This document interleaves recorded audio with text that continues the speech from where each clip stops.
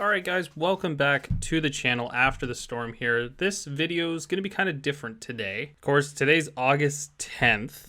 It's actually my birthday. We are a night removed from the Toronto Maple Leafs being eliminated by the Columbus Blue Jackets in Game 5 of their qualifying round play-in series. Now with that in mind, there's kind of a lot of doom and gloom around the Toronto Maple Leafs right now.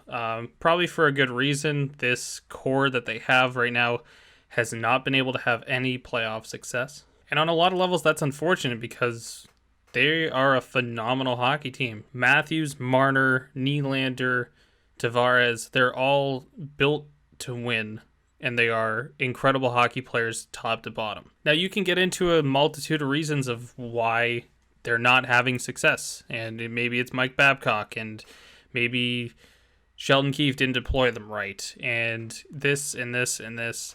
But mainly it is contract based, at least in my opinion. Again, I'm going to preface this whole video before you get too far into it. These are all hypotheticals. I'm not saying this is what the Toronto Maple Leafs should do. This is what Kyle Dubas should do. I don't think anything like that here. I'm just hypothetically putting this out there. So with that in mind, the contracts are probably what is hindering the Toronto Maple Leafs the most. And a main part of that is paying 3 players on your forward core over 10. The lowest is $10.89 million per season. So with that in mind, I decided last night, I jumped onto Cap Friendly. Shout out to that website. They are just phenomenal if you're a hockey nerd like me. And I started looking into if the Toronto Maple Leafs had to trade Mitch Marner, where could they trade him to? Now, I'm going to say this wasn't like a project I spent a week on. This is something I spent 2 hours on. I took 4 of the 5 bottom teams in the league. I looked at, actually, I shouldn't say even bottom of the league. Colorado is one of the teams in this video, and they are not the bottom of the league. In fact, they're really freaking good right now, and they won they lost, I guess, the first seed to the Vegas Golden Knights in the Western Conference, I should say. But that team looks like it's just about to run through that whole conference.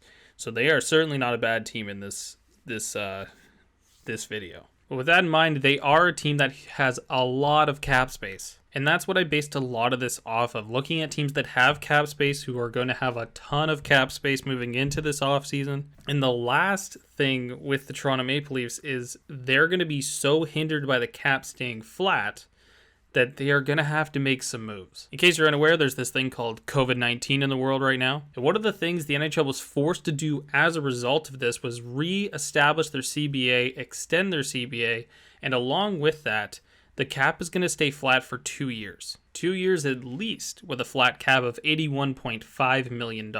So for a team who had an estimated salary expenditure, basically just the amount of money that you spent, of $113 million, the Toronto Maple Leafs are going to have a lot of trouble navigating these next 4 years. And to summarize how long 4 years is, Austin Matthews only came into the league 4 years ago. By the time the cap starts going back up, Austin Matthews could be 26, 27 years old at that point. So I went on Cap Friendly. I looked at some teams that had a lot of cap space, and that would make them a lot easier to make a deal with if you're Toronto. And with Toronto, as doing an armchair GM thing, as being Kyle Dubas, I put these glasses on and I started looking at trades that would just help me maximize cap space going into this free agent period and moving forward. Okay, I can't even wear these glasses because that prescription's not even remotely right, and I feel like I'm looking through a magnifying glass. So the glasses are going away. Now with this in mind, I do want to preface this again because there's a lot of emotion around the Toronto Maple Leafs right now. There's a lot of emotion around a lot of teams. Some of the teams that are involved in this, one is in a playoff race, the others are looking at great draft picks. So with that considered, this isn't a video I want people to get angry about. Okay, these are just hypotheticals. I'm just sitting here, bored out of my mind, trying to do armchair GM stuff while I wait for the Canes to start their playoff series. As always, if you want to sound off in the comments below about what you think is right, what you think is wrong, as always, I just ask, be respectful. Be respectful of yourself, me, and everybody else. So with that said, I'm going to explain a lot of stuff. There's just going to be an image up on the screen that I made this morning of the trade itself. So you'll hear my voice, the audio of my voice, but you'll just have an image on the screen.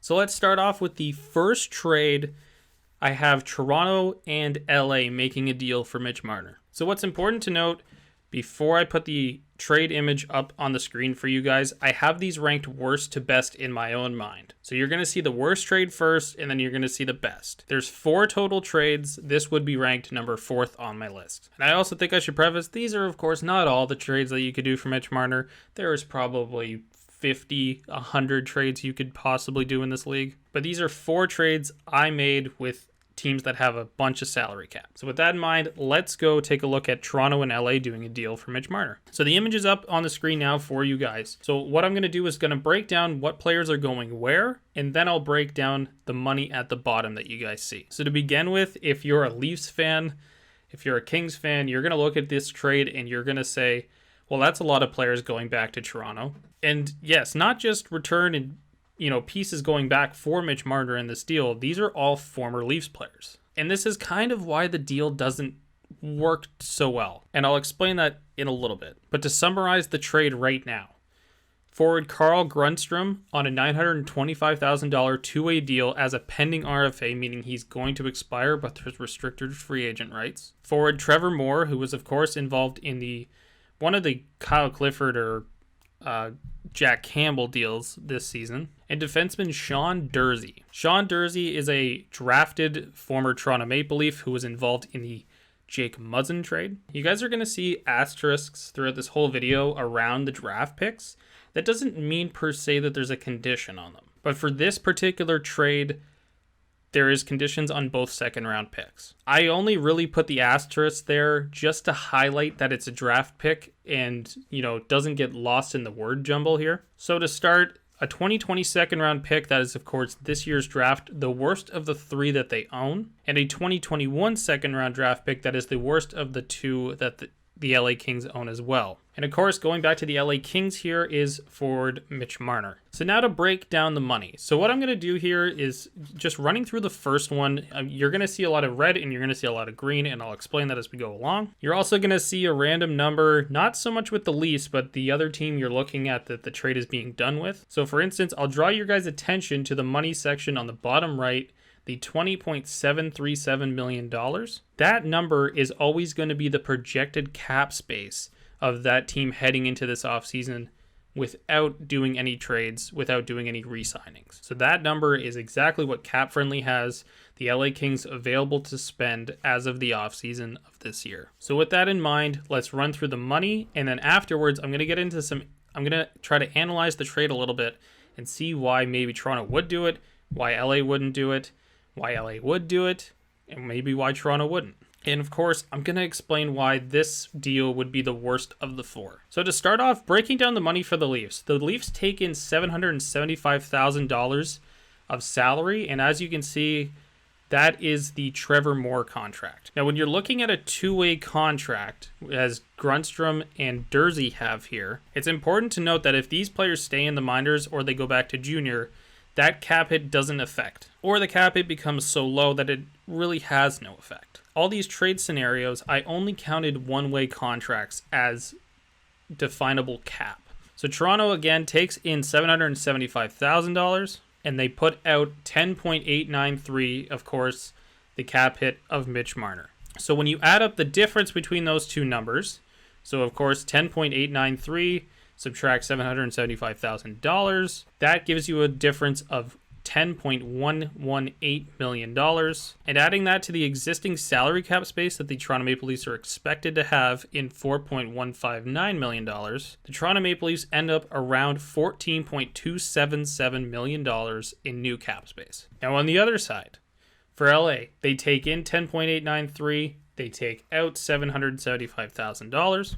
They end up with a difference of subtracting $20.737 million from $10.118, and they have a new cap space of $10.619 million.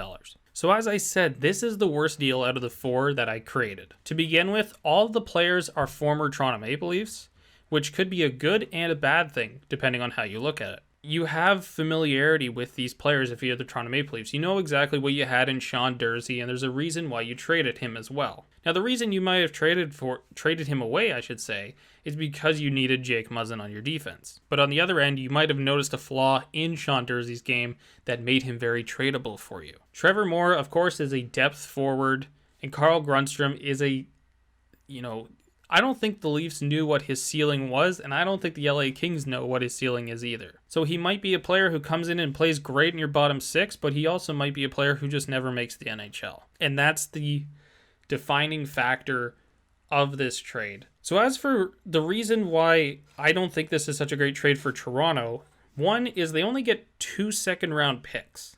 So, of course, the first would be better, but the LA Kings have the second overall pick. I don't believe that they're willing to move that pick. That pick is likely to be Quentin Byfield or Tim Stützle. For a team that of LA right now who desperately needs to get something like that into their system, I don't see them making that trade. And because they're in a rebuild that I don't believe they want to rush, I don't believe they would give up a future first-round pick either. And because the LA Kings need these picks and they're trying to hit on them and really replenish their prospect system, which is already very good, just getting more talent in there, I really can't foresee the LA Kings being willing to move their best second-round pick or their best second-round pick in 2021 either. So that kind of leaves the Leafs with getting a mid-round, second-round pick this year and probably the worst of the 2 picks next year. I just put worst of 3, worst of 2, because that's more than likely what the trade would end up being. And Leafs fans, I know you're probably already mad at this video, but think about Mitch Marner right now.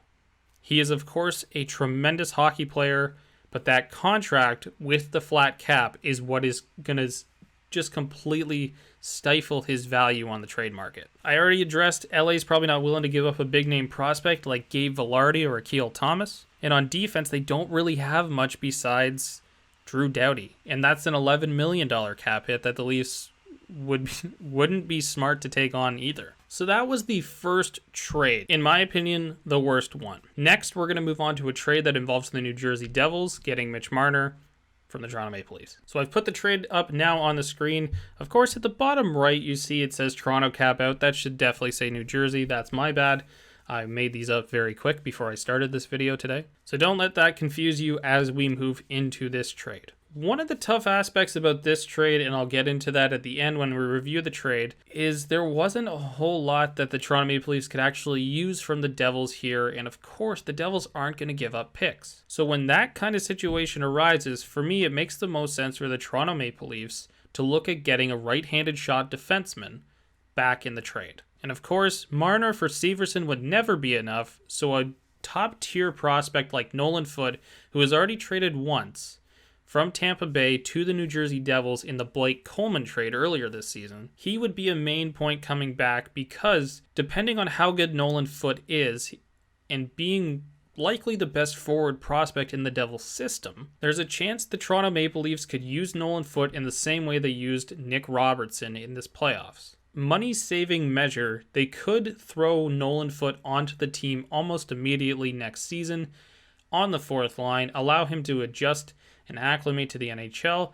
Obviously, this isn't going to work for every player. You've seen players that have tried this out, like Curtis Lazar in Ottawa, and it just doesn't work. It's always a fine line to go, but again, getting a player like Nolan Foote does open up that possibility that using him in the same way that Nick Robertson got used could result in a benefit for the Toronto Maple Leafs, having a great bottom six forward on a very cheap deal. So let's run through the trade really quick. Damon Severson with a $4.166 million cap hit, and Nolan Foote on a $925,000 entry-level contract that is, of course, two-way, would come to the Toronto Maple Leafs for forward Mitch Marner. So analyzing the money in and the money out for the Toronto Maple Leafs. So Toronto's cap in would be 4.166. Again, you always have to realize that a $925,000 two-way deal isn't going to really count against the cap unless the Toronto Maple Leafs use it. So of course, if the Leafs did use it, it would likely end up coming out to about $5.1 million cap in. But with that in mind, of course, Marner's deal is the one that goes by the wayside. $10.893 million out the door. So if you take 10.893, you subtract 4.166, you get $6.727 million. Add that to the existing cap space of $4.159 million, and your new cap space of the Toronto Maple Leafs is $10.886 million. And on the other side, New Jersey takes in a cap of 10.893, They give out a cap of 4.166. Their difference is 26.24 million expected salary cap space, subtracted 6.727 for a new cap space total of $19,518,001. So analyzing the deal, the reason why first to start I ranked this deal higher than the LA deal was because the Leafs get a right-handed shot defenseman they really need, and they also get a prospect, a really blue chip prospect in Nolan Foote. Unfortunately, there isn't any picks, and that is a big detractor in this trade. And another detractor of the trade is the fact that it doesn't free up as much cap space as the other trade to LA would do. But what it does is it inserts a replacement for Tyson Barrie into the lineup, and with the newfound cap space, there's a chance that you could re-sign Tyson Barrie. Now, I think Leafs fans would all agree they don't want to re-sign Tyson Barrie. You might be able to retain Cody Ceci on a very cheap deal. Hopefully he will sign for a round league minimum. Unfortunately,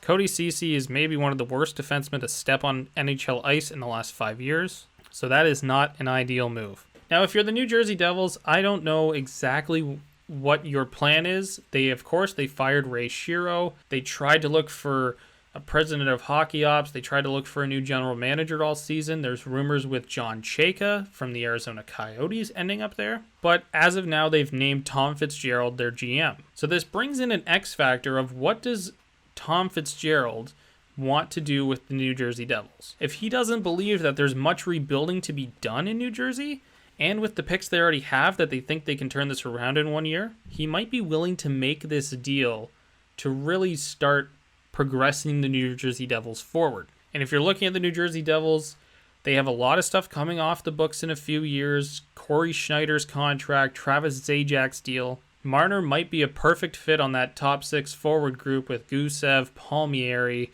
Nico Hischier, Jack Hughes. It could be a big time get for the New Jersey Devils. With all that said, and of course me talking about, what Tom Fitzgerald would do and all that kind of stuff, to me, that's a deal New Jersey would definitely do. On the other side, for Toronto, it's a problem because you're probably just not getting enough value back without draft picks. And add that to the fact that you're only freeing up $10.886 million in cap space, it becomes a big problem. So that was the Toronto-New Jersey deal. I think that's a big step up from the LA deal. I think both teams would probably look to do it.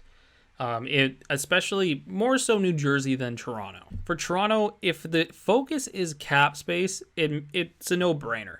Get your right-handed defenseman, get a nice blue chip prospect into your system, and start moving forward with this team. Because again, if you make that deal, there's opportunities. You could go pursue Alex Pietrangelo in free agency. You could sign another left-handed D-man as well in the process. There's other right-handed D coming onto the market, and guys like Sami Vatanen and Trevor Van Riemsdyk. I say that as a likelihood thing. Vatanen most likely walks away from Carolina, but who knows about Trevor Van Riemsdyk? That's also a very generalized statement. There's going to be right-handed D on the market. You're just trying to find good ones to replace on your team. So we're going to now move on to the third trade of 4, Toronto and Colorado. So here we have the Toronto Maple Leafs and the Colorado Avalanche doing a deal for Mitch Marner. Now to start, this one's kind of tricky, and I'll explain why I don't believe the Colorado Avalanche would go for this at the end, but we'll break down the trade to start. So Connor Timmins, a defensive prospect from the Colorado Avalanche to Toronto, a $925,000 salary, which is also two-way. Forward Martin Kaut, $894,000 salary, also two-way. A 2020 first that would obviously belong to Colorado, and a future second round pick. I'll start this off by saying I don't know how good Connor Timmins and Martin Kaut are prospect-wise, but I know there's been some rumblings for a few years about Connor Timmins. So whether or not he's very good, he's mediocre, I don't particularly know. But looking at a defensive prospect, he's one of the biggest on the blue line for the Colorado Avalanche. And for the Colorado Avalanche, who are most likely in complete win-now mode, who might win it all this year, adding Mitch Marner to that group next year would be ridiculous. Looking at other forward prospects, I didn't include Shane Bowers over Martin Kaut here, mostly because Bowers has already been traded once. And of course, the picks aren't so great when you consider the team you're trading them with. The 2020 first round pick could end up between 29 and 31 this year, and the future second round pick would likely be in the late 50s to early 60s. So with that in mind, let's go look at the money. Of course, if you look in the bottom right-hand corner, I should say, the Los Angeles cap, just believe that's Colorado cap. Again, I made up these charts up real quick. So Toronto's cap in is 0. Two-way contracts, likely not players that they're going to be using next season. Equated cap in is $0. And their cap out, of course, is the Mitch Marner deal, $10.893 million. You take that difference, you add 10.893 plus 4.159, their expected salary cap space going into this offseason, and that gives you a new cap space of $15,052,000. Now, for the Colorado Avalanche, this is kind of, if you're not aware of the Colorado Avalanche, this is going to kind of blow your mind. So Colorado would take in 10.893, they would take out $0. The difference, negative 10.893 plus 22.364, which is their expected salary cap space heading into this offseason, for a new cap space total of $11,471,405. Now, I ranked this as the second best for a pretty good reason. Timmins as a defensive prospect would be good to get into the Leafs system. Kaut as an extra forward prospect would be good. Getting a first-round pick in this draft would be good, and getting a future second would ease the pain of having to trade Mitch Marner. And the other aspect, too, is it opens up the most cap space we've seen so far at $15.05 million. For Colorado, this is kind of where it takes a turn. Colorado has a lot of contracts coming up, even into this offseason. But one of the biggest things is getting Cale Makar extended. As of July 1st, the July 1st that we would have, the beginning of the free agent period, I'm not sure which day that is, as of that day, they can negotiate to extend Cale Makar's contract. And with how good Cale Makar is, that price is probably going to be pretty steep. So you add in the fact that you have to sign Makar's extension, you have McKinnon coming up in a few years, and you have RFAs like Burakovsky, Nichushkin, Tyson Jost, and a lot of others coming up at the end of their contracts now, having that only $11.47 million to play with does create some issues. So for that reason, I'm not sure if the Colorado Avalanche would do this trade. If they felt comfortable enough with their cap, I think they would. But I think the Colorado Avalanche, instead of doing this trade, instead of giving up 2 picks and 2 prospects, would probably just go to free agency and try to get Taylor Hall around $9 million. That was the Colorado deal. I think that's the second best deal that I created out of these 4. But now we're going to move on to the final one, and I'm sure this is going to get a lot of controversy. But let's look at the deal with the Toronto Maple Leafs sending Mitch Marner to their division rival, their Ontario rival, the Ottawa Senators. So to start, I'm sure you guys are seeing this and you're looking at that list of players that are heading back to Toronto and probably screaming if you're a Leafs fan, angry screaming if you're a Leafs fan, happy screaming if you're an Ottawa Senators fan. One thing before I get into all this, shout out to the 2D logo for making a comeback. Pretty happy that the 2D's making a comeback for the Sens fans out there. If you can see on the video portion, I have a 2D jersey up behind me, of course, with the O jersey and a bunch of others. But with that in mind, let's break down this trade between Toronto and Ottawa. So heading Toronto's way is forward Logan Brown, forward Marian Gaborik, and defenseman Christian Jaros. Additionally, too, a 2020 first-round pick, the worst of the 3 they own, which would be the New York Islanders pick, and a 2020 second-round pick, the worst of the 4 that they own, which I believe is between Dallas and Columbus. If you're a Leafs fan, I'm sure you're looking at this and saying this is not nearly enough. And if by now, if you've made it this far into the video, you realize that green number at the bottom left-hand corner, you want that to be higher. That's going to be a lot higher, and I'll explain how towards the end. And of course, going back to the Ottawa Senators in this trade, Mitch Marner, $10.893 million cap hit. But let's first analyze the money in for Ottawa as opposed to Toronto, because the money in for Ottawa is a lot simpler. So looking at Ottawa would take in a $10.893 million cap hit, and they would give out a $4.875 million cap hit in Marian Gaborik. And as you can see, there's asterisks next to that. The asterisks are, and as you can see underneath Marian Gaborik's name on the top left, LTIR. The Leafs this season had, or I should say last offseason, actually had to make a trade to get David Clarkson back from the Vegas Golden Knights in order to use LTIR relief to their advantage. A quick breakdown of LTIR relief: if a player is placed on the long-term injured reserve and you exceed the salary cap limit, you then incur a relief amount of that player's salary. So for the Leafs, using Nathan Horton's contract at $5.3 million and using David Clarkson's contract at $5.25 million on LTIR resulted in the ability to sign Mitch Marner. Now, both those contracts come to an end this season for the Toronto Maple Leafs, so those aren't good for them anymore in terms of an LTIR relief standpoint. So this would be another instance of the Leafs going back, using their assistant GM, Brandon Pridham, the guy who wrote parts of the CBA, and using this to their advantage yet again. So Ottawa's technical cap out, $4.875 million. You use the difference of bringing in $10.893 and add it to the existing expected salary cap of $39.595 million. And the Ottawa Senators, even with this trade, and only having to sign Connor Brown and Anthony Duclair to new contracts, realistically, results in a cap space of $28.7 million. Now, this is big for two reasons. Of course, they could spend some money around, but that's not the Ottawa Senators and Eugene Melnick's thing. So this would accomplish one thing for Ottawa. It would get them very close to the floor. They could use this extra money they've found and how they've shorted up a little bit on short-term, lots of money deals for Connor Brown and Anthony Duclair. In my mind, they could sign them to 2 years, each $7 million or something, to get themselves, or right up to the cap floor, whatever that number ends up being. They could do it in order to be able to hit the cap floor this season. There's a lot of money coming off the books in Ottawa. Craig Anderson's deal, and he's probably not likely to get re-signed. So this would be a solution to the Ottawa Senators' problem of not spending as much money as every other team around this league. They could get a superstar into their team almost immediately who would, I'm sure, gel and love being a part of that team and solve a problem in the process of hitting the cap floor. Now let's analyze the Toronto side of this, because this is kind of where it gets complicated. So the green number I have at the bottom left there, the $9,034,000, is not at all how this would end up for Toronto. So we'll just break down the money as it's plainly written out and how it would technically go. So Toronto would take in $4.875 million, the Marian Gaborik contract, of course. As you remember, the two-way contracts of Christian Jaros and Logan Brown would, of course, not count against the cap as long as they don't play at the NHL level. So your difference would be 4.875 plus your expected salary cap space of 4.159 for a new cap space total of $9,034,467. Now, with that in mind, let me explain how this would work. So if you're aware of Marian Gaborik, he's not playing anymore. He's not going to play.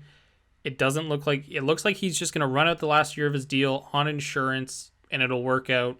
Everybody will be happy. And the Ottawa Senators have a dead contract on their hands for the season. Gaborik was originally acquired by the Senators in a trade with LA that sent Dion Phaneuf to LA, and was mainly a big way for the Ottawa Senators to get out from the cap hit that was Dion Phaneuf. But since then, he's had injuries, and he's on LTIR, and it's not likely he'll ever come off. So what this would do is allow the Toronto Maple Leafs to pull Marian Gaborik in and use his LTIR when they hit the cap. So instead of only having $9 million in space, what it really would end up being is around $15 million plus. So you'd have the original $15 million clear of Mitch Marner. So of course, Mitch Marner's cap hit plus the 4.159 just goes to about over $15 million. And then the Marian Gaborik contract would actually push them to around $20 million. So for a team like the Leafs, having the ability to, instead of spending $15 million for a trade partner you won't really end up working out well with in Colorado, instead you get potentially $20 million, and that's if you move nobody else with the Ottawa Senators. Now I know, sending one of your star players to your division rival that you play 4 times a year is not ideal, but this is a deal that works out for both sides unbelievably well. Of course, if you're Toronto, you probably want to get more back in this deal. Logan Brown is a great prospect. He's big. He has size. If he puts on a bunch of weight, he's the perfect bottom third pairing center, second line winger that you want playing with guys that in the playoffs. I think Logan Brown would be perfectly built for a playoff run with the Toronto Maple Leafs. And Christian Jaros is a right-handed defensive shot, a guy you can just kind of plug and play. He would be an immediate Cody Ceci replacement off the start, and a lot better than Cody Ceci. And on top of this, you get a first round pick in this draft and you get a second round pick in this draft as well. So of course, I don't have the number up on the screen for you guys, but the likelihood would be this deal frees up in and around $20 million for the Toronto Maple Leafs. And that could just open them up to go take a run at Alex Pietrangelo, go grab Vodden, re-sign Barry, re-sign Ceci, all these different things. It allows you to fix the D-core tenfold. So is this the most ideal trade for the Toronto Maple Leafs? No. I'm not even going to argue that. Sending one of your star players to your division rival and having to see him 4 times a year is a death sentence. Because you know how good Mitch Marner is if you're a Leafs fan. You know how good Mitch Marner is if you're an Ottawa Senators fan. You know how good Mitch Marner is if you see him any amount of times per season. But this trade especially would be something to behold. I think for the Leafs, using the LTIR relief system, again, you could do this just by going around the league and grabbing more dead contracts. But at this point, and how badly you could be potentially burned by the Patrick Marleau deal, should you not win the lottery today at 6 p.m., this might be the best deal moving forward. So that's it, guys. That's the video. There might be stuff that's wrong in this. I don't know. I'm just kind of basing it on, what would be the best for a trade partner for Mitch Marner and what would be the best for the Toronto Maple Leafs moving forward. And I think they don't have another option but to fix their defense. There's no option. They have to do something to fix the defense, and they have to do it now. So if you're a Leafs fan, I am very sorry for pissing you off. I hope I did not ruin your Monday, but at least there's the draft lottery to look forward to tonight. Who is going to get Alexis Lafreniere? Also, I will mention this for the Toronto Maple Leafs. If the Leafs do not win the Alexis Lafreniere sweepstakes tonight, if that ball that Gary Bettman pulls live on Sportsnet tonight does not have the Toronto Maple Leafs on it, that first round pick of the Leafs that is now slated to be 13th or 14th in the league now belongs to the Carolina Hurricanes. As you recall the Patrick Marleau deal from the offseason, Marleau gets sent to the Carolina Hurricanes. Carolina tries to convince Marleau to stay. He decides he doesn't want to. He wants to go back and play with the Sharks. So Carolina buys out his contract. It's a 35-plus contract, so it basically counts for just 1 year. And as a result of that trade, the Toronto Maple Leafs have to include their first-round draft pick in the trade, which might end up in the hands of Carolina at the draft. So that's going to do it for the video, guys. Sound off in the comments down below. If you're seeing this through Twitter, you guys can contact me at PeroxByLush. If you liked this video and you want to see more of them, hypothetical trade scenarios, I would love to sit down and do a bunch of these videos, actually. So hit that subscribe button. Let me know you want to see more of this kind of content. And additionally, check out the other content around the channel. Lots of gaming stuff on here. NHL 2004 series, the NHL 2003 series. So if you liked the video, please click like, consider subscribing to the channel, and I will see you guys on the next episode.